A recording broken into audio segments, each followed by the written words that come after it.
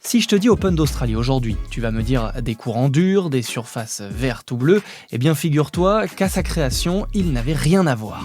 Puisqu'avant 88, le tournoi se jouait sur gazon, et oui, comme à Wimbledon, c'est sur cette surface que le tennis s'est démocratisé. L'US Open par exemple était aussi sur gazon à sa création. À la fin des années 70, le tournoi australien ne connaît pas un franc succès à l'international.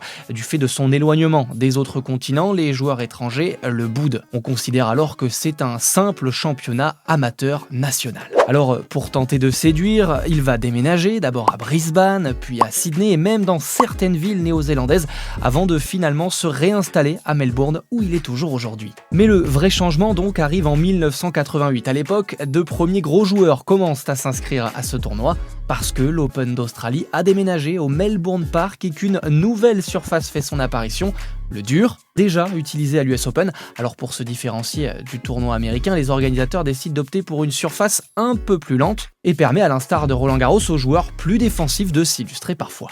Voilà, c'est comme ça que le Happy Slam est né, le premier grand chelem de l'année qui donne vraiment le coup d'envoi de la saison de tennis, qui allie soleil, intensité et parfois surprise. On en parlera dans la prochaine vidéo.